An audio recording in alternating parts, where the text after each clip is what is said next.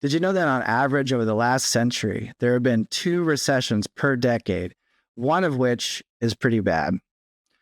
So, as investors, we need to understand and expect that recessions are going to happen from time to time. We can pretty much count on it. And in times of recessions, it can be quite difficult for a lot of people, especially those who lose their jobs due to cutbacks or to layoffs. But also investors can experience some pain based on, heightened volatility or even temporary losses in their portfolios. But that's just it with recessions, is that they're always temporary and are always followed by a new business cycle with new growth opportunities, both in the job markets and also investment opportunities if you are prepared. Now, there are professionals in macroeconomics, like our research firm, BCA Research, who have been studying recessions for years and years. And although there's no real accurate way to predict the exact timing of when a recession will occur, there always is consistent data points that tend to pop up before a recession occurs. And right now, a lot of those data points are popping up or about to trigger. So today, we're going to discuss some of those data points. I'm going to bring in my partner and Chief Investment Officer, Brad Tremitiere, to join us. And Brad and I will be discussing some of those data points with you. We'll share our thoughts on what they mean and how to potentially deal with the recession from an investment standpoint.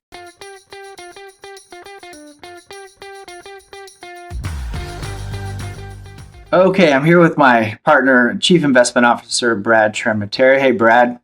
Hello, Gregg. And today we are going to be speaking about the recession indicators that we are seeing and some of the warning signs that are potentially predicting a recession right around the corner. And we're going to go over some of those indicators and share our thoughts on that and why it matters to investors. So, Brad, first of all, what is a recession? I mean, I think we all know the basic understanding of one, but what typically comes with a recession from an investment standpoint or job standpoint, et cetera? Well, from a academic standpoint, a recession is considered 2 negative quarters of GDP growth, or 2 consecutive negative quarters of GDP growth, which we had back in 2022, but no one seemed to think that as a recession because our unemployment numbers remain so strong. So moving away from the historical definition, I guess we can say that it's a general economic slowdown that's caused by a number of different data points. And most importantly, it has to do with both unemployment as well as earnings estimates or realized earnings of S&P 500 stocks or other investments throughout the market.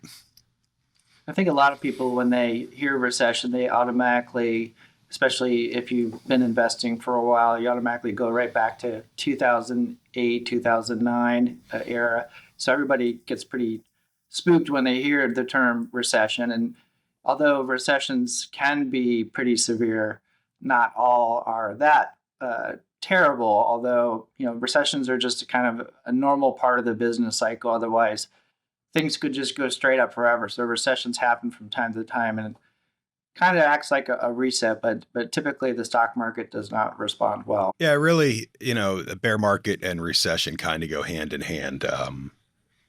Obviously, 2022, we had a bear market as we were down more than 20%. But again, the academic definition seemed to change to what a recession is. So, as this shows, there's usually a recession that leads into a bear market. And then usually once they call the height of the recession, you're usually coming out of a bear market and starting to go higher.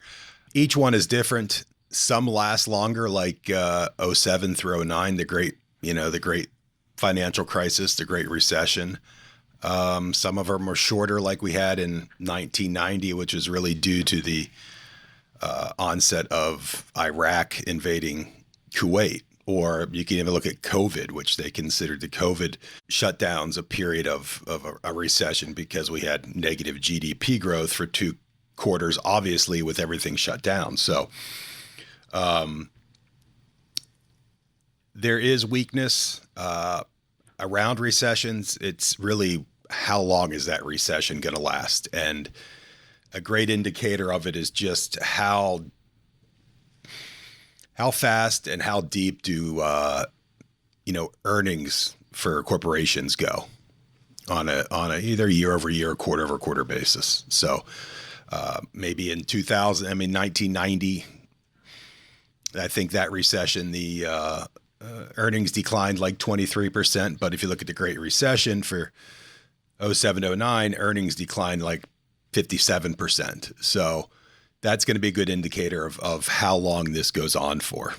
Yeah, which coincides with our chart of how much the stock market lost around that 2007 era, around 57%. So earnings definitely have a big impact on which direction stocks are going, how deep that they could fall. And a lot of people were calling for a recession last year simply because some of the indicators started flashing pretty early, but some of those same indicators are still flashing. And although we don't ever really know the exact timing of a recession, a lot of times when a couple of those indicators, on their own don't really have as much merit, but when you have a combination of multiple indicators, then it starts to become a little bit more real.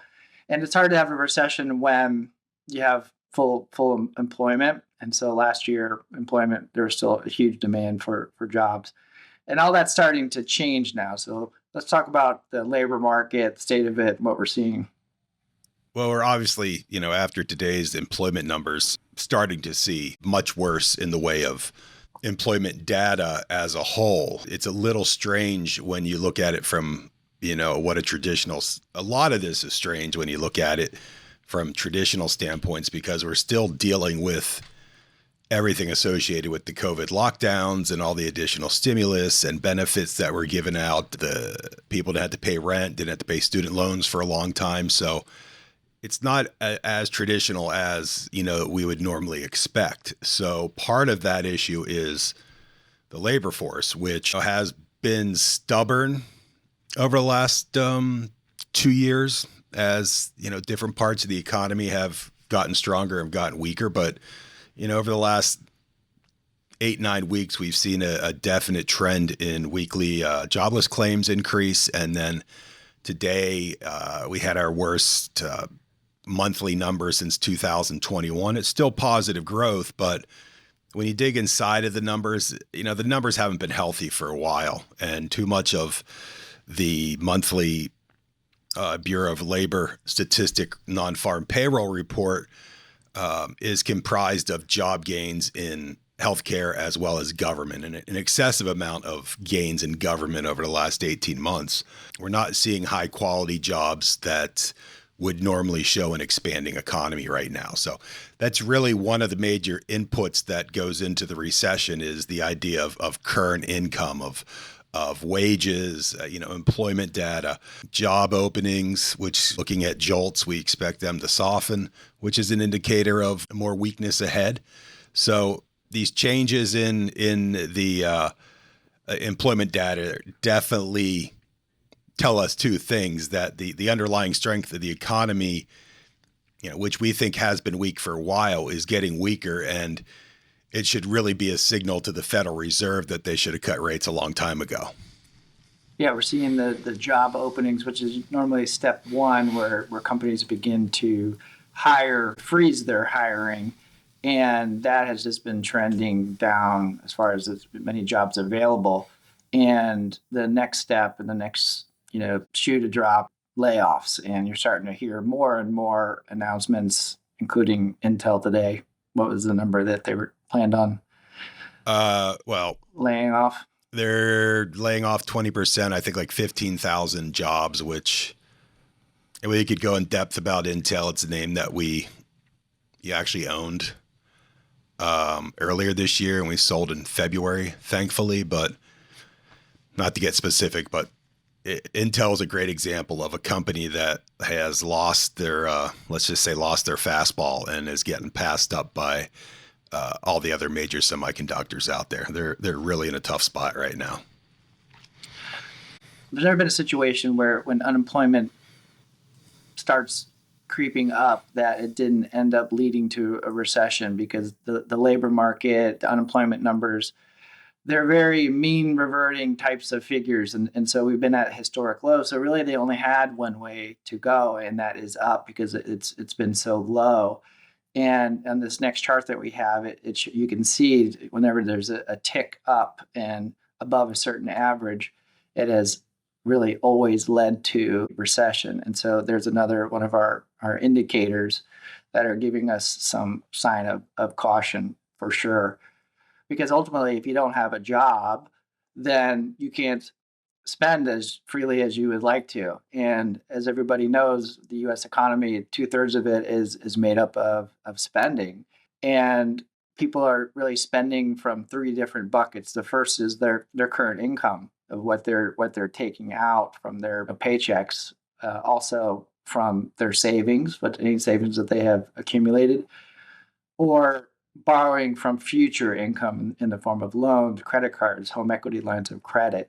And it seems like all three of those buckets are really starting to show signs of stress. What's your take on it? I mean, all the extra income that was received by people and showed up as a massive expansion in their personal savings rate after COVID is gone. And that has really helped support the economy over the last 2 years. But at this point in time, there's no more excess savings out there on average in the hands of the American consumer. So again, if we're going past peak consumption, going to see weaker consumption going forward, that ultimately plays into less demand for products, services, and other goods that would weaken the overall economy. So frankly, looking at the U.S. consumer, and people should start looking around when they're out at the stores or eating dinner and they're traveling, and just try to see how many people are around, because you're starting to see less and less and less involvement by consumers. So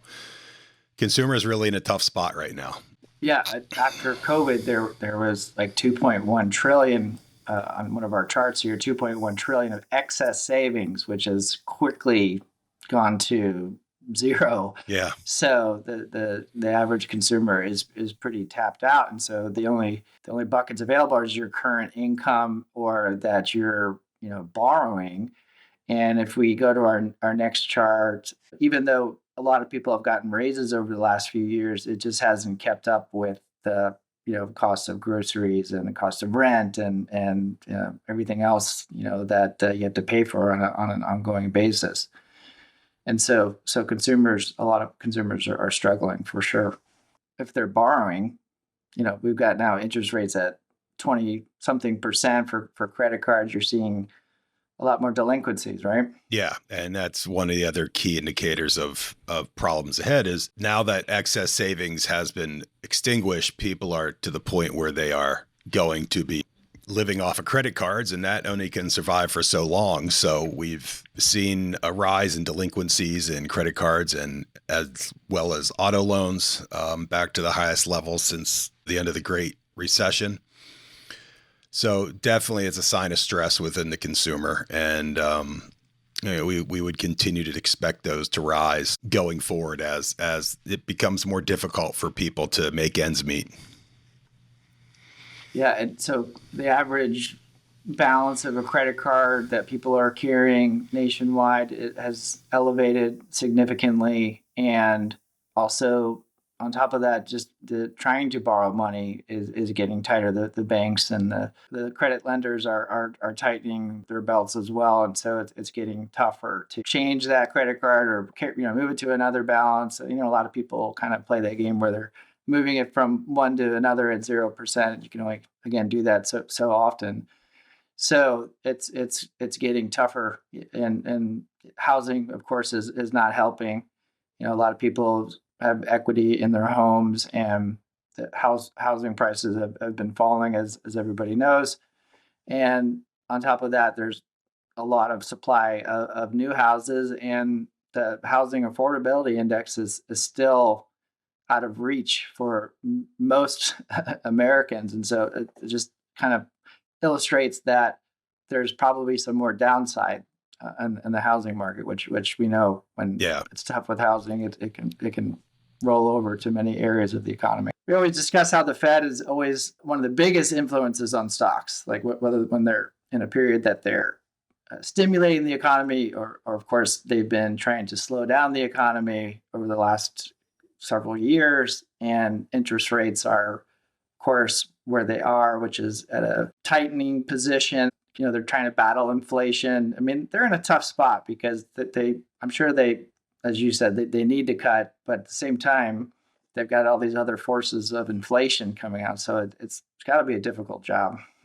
Well, again, we would just say get rid of the Fed and let the Fed rate be the basis of the 2-year yield, but that's too simple.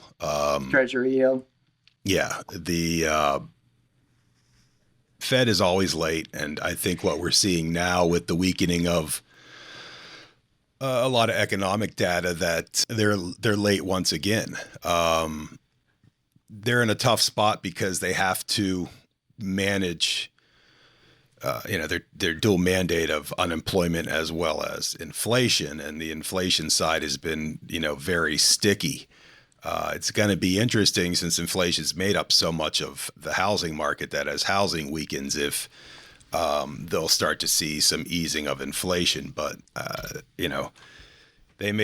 they were way too late in raising and stopping their stimulus programs. And so now they're the other direction, and they're becoming way too aggressive in keeping their rates high. But I say all this with the understanding that these times are strange. I mean, everything has been just different since COVID. And maybe the things that traditionally would point to a recession or give us concern that there's going to be troubles ahead, maybe one of the things that we can hope for is that we're just returning back to normal from being, I guess we could say, so overstimulated. That could be some of the bright spot that comes out of this, and maybe the Fed ends up somewhat being right. But right now, the data is showing that they've waited too long. And also understand that they're still in their quantitative tightening period. Although they've started to taper their monthly bond roll-offs from their balance sheets, they could stop that very quickly as well to help loosen up the economy a little bit more. But whereas one side of me says things are looking like, we're going to hit a recession at some point in the coming months, and another side of me is starting to believe maybe there's a bright spot that we can say it's just somewhat of a return to normal. Doesn't mean that it's going to be fun to go through, but maybe it's not going to be as negative as a traditional recession. Could end up being just a mild recession that we have to get through. And the great part after a recession, if you can get through it where you're not hurt too bad, then a whole new business cycle starts again, and it just kind of resets everything. And so it's key getting through a recession. And so some of those things we'll talk about later of how you approach handling a recession.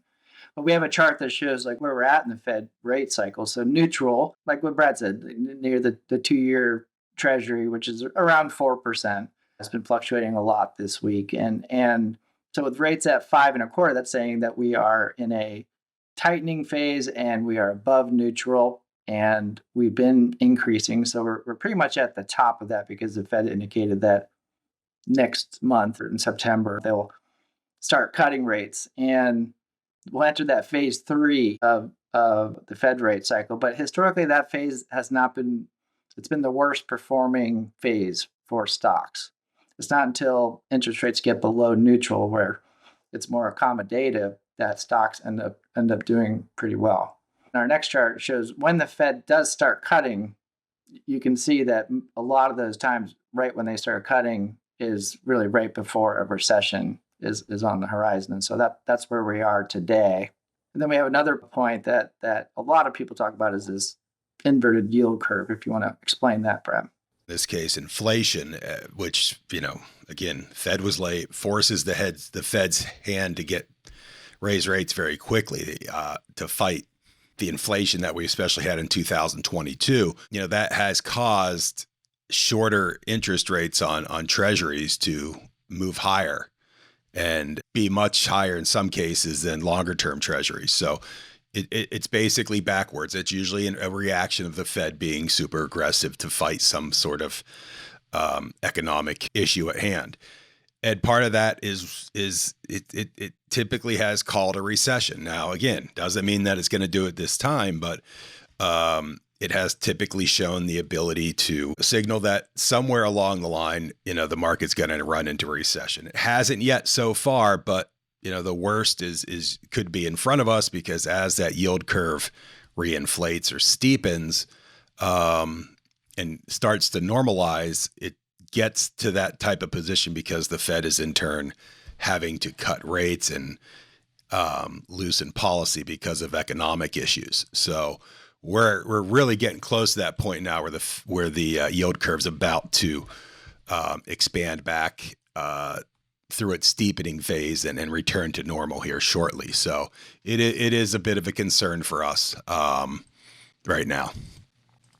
Yeah, and so we've got the traditional macro signs. Jobs are hurting, spending is hurting, and then now when we move to the stock market, which has been great, and we've had a great bull market here for quite some time, some bumps along the way, but the market has had a strong start to the first half of the year.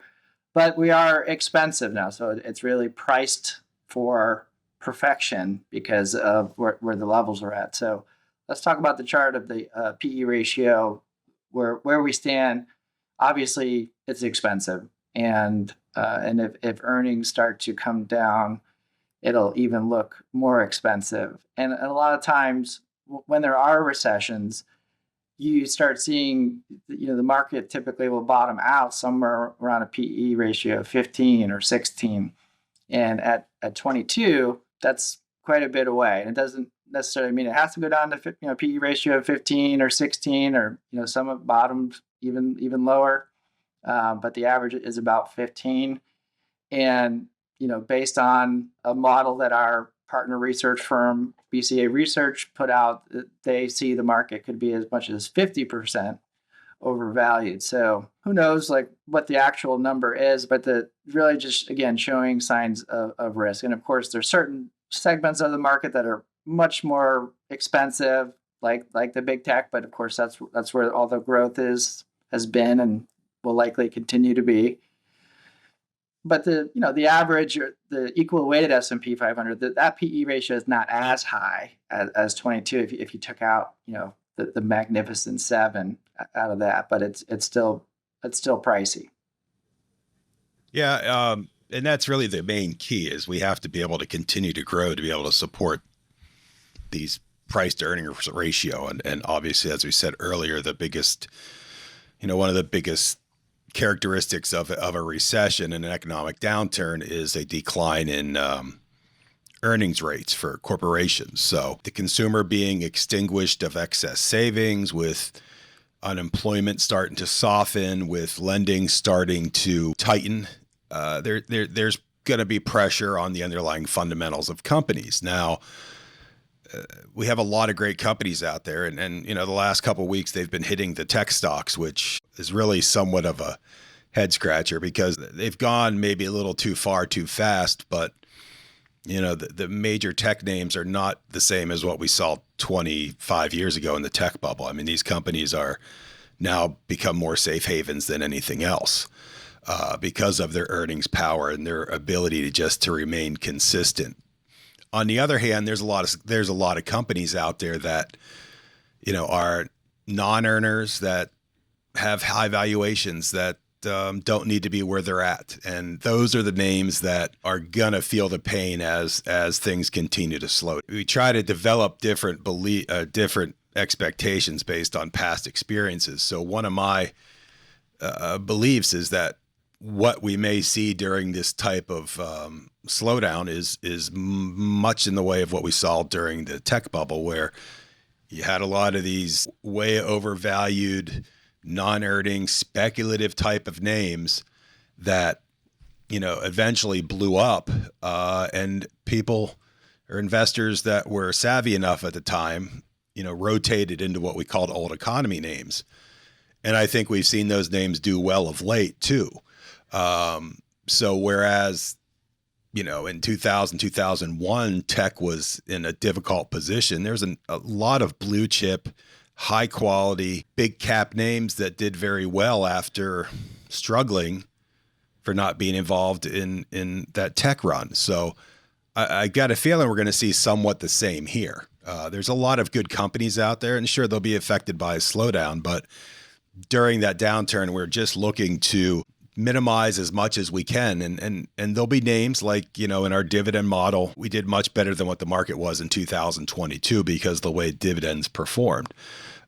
There'll be those opportunities as well. So the aggressive names will struggle, but there'll be areas for investors to make money. So I'll let you touch on the last point with, how we're going to handle this. A lot of people watching this, you might say, well, let's get out, or why are we still in stocks? And first thing to point out is that some of the best returns are at the very beginning of a new bull market and at the very end of one. Obviously, if you can buy in after a recession, a new bull market begins, you have some dry powder cash, you can do quite well. But it's often said that stocks sprint to the finish line of an aged bull market, which is what we're thinking that we're at right now. And so we still think that there's some upside, so we created a checklist of what we're looking for. But you might say that how do you, when the time comes to get defensive, what are some strategies that we'll thinking about implementing? And it'll be different for everybody, just the kind of style of investing, what models that people are in. A real simple one, though, is just that anybody can do, is just to rebalance again. If you're a 60-40 investor, 60% stocks, 40% bonds, likely over the last 5-10 years, your stock allocation has significantly outperformed your bond allocation, and it might have grown to 80-20. So just balancing back to a 60-40 or even a 50-50 is going to be a very healthy thing and a timely thing to do it at this point, especially now because bonds are paying a lot better interest rates than they were just a couple of years ago. And so nothing wrong with sitting out and taking some profits in stocks and earning 4 or 5% until things look a little better, or at least start a new cycle would begin. And that would be a great time where now if you have some money on the sidelines, you can go back in.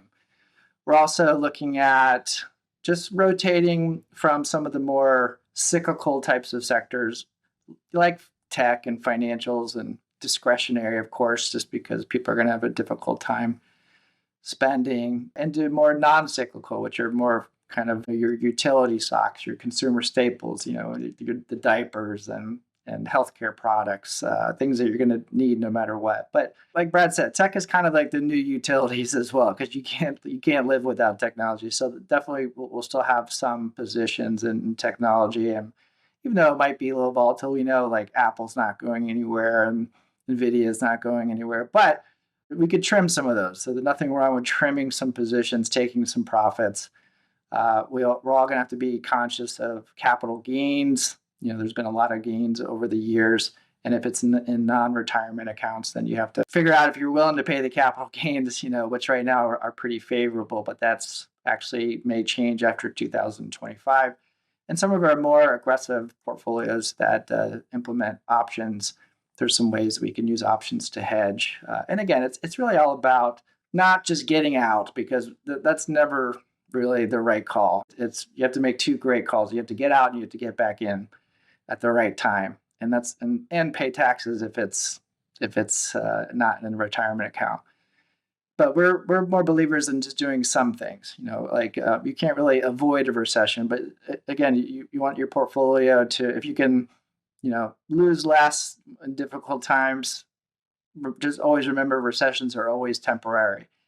And if you can have some dry powder on the sideline, 20%, 25, 30, well, then you can buy back in and drip back in over time and ride the next wave for the next, new business cycle. Or you can do absolutely nothing. Everybody, again, is going to be different. I think if you're younger, you have 20, 30 years, don't worry about it so much, more of a Warren Buffett approach, buy great companies and just forget about it.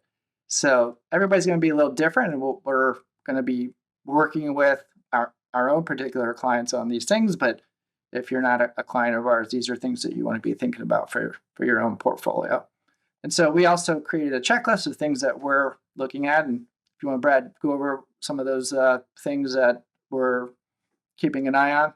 Some of them are softening in the unemployment numbers have started to hit. We're still looking for that steepening of the yield curve, and just certain things that we're looking to check off as we move forward. And the last one is really what people should realize is that bull markets usually end with a euphoric phase, which they call the blow off top, which might not seem like it the last few days, but we're still expecting some sort of blow off top that will occur over the coming months. Now, we do expect volatility going into the election like there always is. We're expecting a form of a blow off top at some point. So we're going to have those days where things, like the opposite of the past few days where things feel like they're never going to go up. Now they're going to feel like they're never going to go down. And that's really what we're looking for, as a way to say, okay, now it's time to get much more conservative. If things deteriorate more quickly, we'll adjust to it. But right now, our base case is that we still have one more solid run in front of us over the coming months. Then we'd really look to start to get conservative.